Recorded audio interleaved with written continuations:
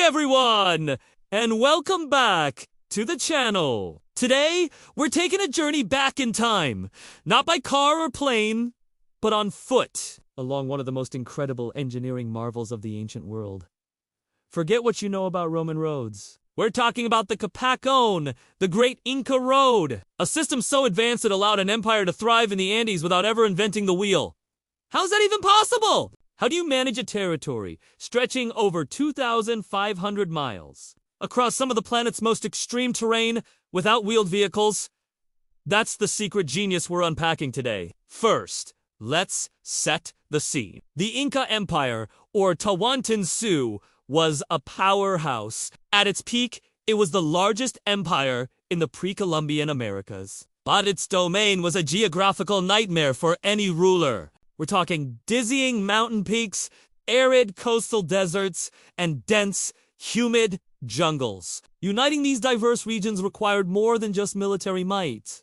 It required connection. And that connection was the road. Unlike the Romans, who built wide, straight roads for legions and carts, the Incas had a different challenge and a different solution. Their primary mode of transport was the llama and foot traffic. So, the roads didn't need to be wide.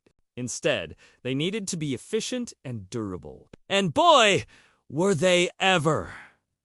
The Capacone wasn't just one road. It was a complex network, estimated to be over 25,000 miles in total. It consisted of two main arteries running north to south, one along the coast and one high up in the Andes Mountains, connected by a web of smaller transverse roads. This was the empire's circulatory system. So, how did they build it? Without iron tools, without the wheel, without draft animals like horses or oxen. The answer lies in incredible manpower, meticulous planning, and a deep understanding of their environment. Inca engineers were masters of adapting. In the steep mountains, they didn't try to bulldoze a path. Instead, they carved thousands upon thousands of stone steps directly into the mountainside. Some of these stairways are so steep, they look like they climb straight to the sky. When faced with a gorge or a raging river, they didn't build stone bridges that could be washed away. They engineered something far more resilient. Suspension bridges. Using fibers from ichu grass and other native plants, they wove massive, thick cables. Local communities were tasked with reweaving and maintaining these bridges annually, a communal effort that kept the empire connected. Some of these traditions, by the way, continue to this day in certain communities in Peru. It's living history in marshy or wet areas. They built causeways raised stone, paths to keep travelers' feet dry, and to ensure the road was usable across the deserts. They marked the path with low stone walls on either side. This not only defined the route, but also helped to keep the shifting sands from burying the road. Every single section was a custom-built solution to a specific environmental problem. It's an absolute masterclass in adaptive engineering. But the road itself was only half the story. The true genius of the system was the infrastructure built along it. The Incas understood that a road is useless if the people traveling it are exhausted and hungry. So, they built support stations all along the network.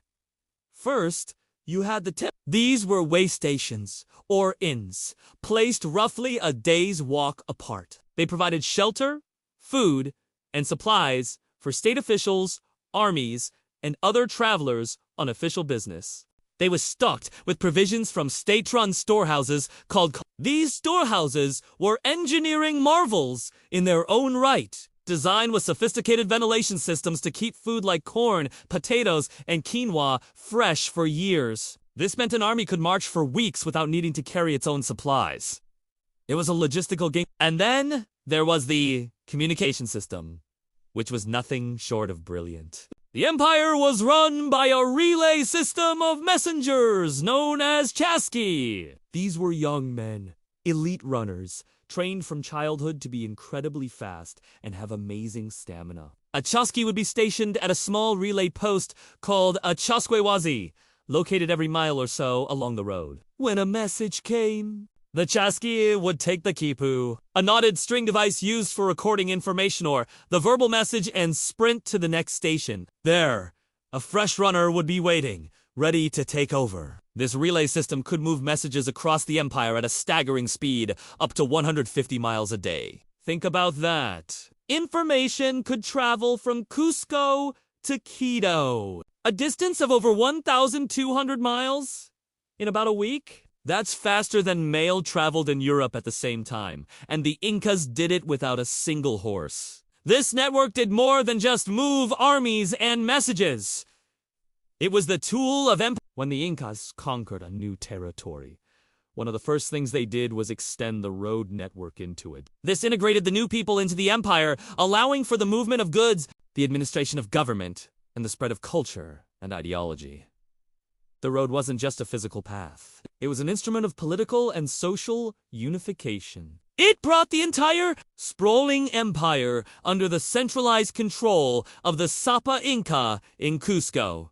When the Spanish conquistadors arrived, they were stunned by what they found. Some of their own chronicles express sheer awe at the quality and scale of the Inca road system. Ironically, the very network that held the Inca Empire together also contributed to its rapid collapse. The Spanish used these same roads to move their own troops and cavalry quickly through the Andes, striking at the heart of the empire with devastating speed.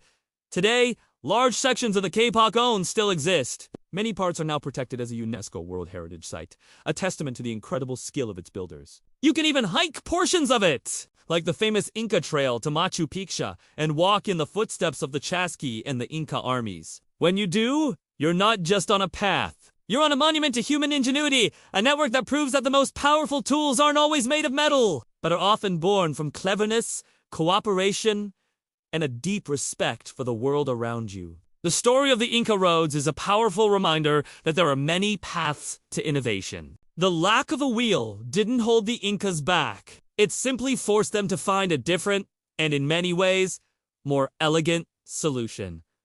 Thanks so much for joining me on this journey today. If you found this as fascinating as I do, please hit that like button. And consider subscribing for more stories from our incredible past. Let me know in the comments what ancient marvel you'd like to explore next. Until then, stay curious.